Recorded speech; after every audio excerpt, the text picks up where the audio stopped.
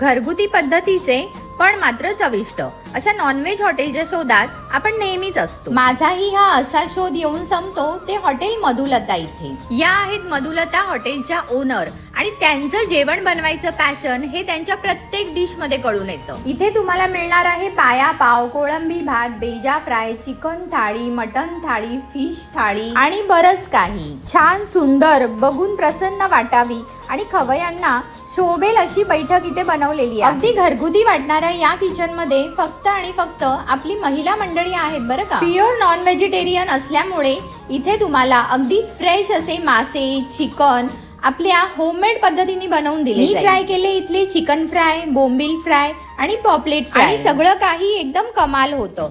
तोडता क्षणी याचा ताजेपणा कळून येत होता। मेन कोर्स मध्ये मी तर घेतली मटन थाळी।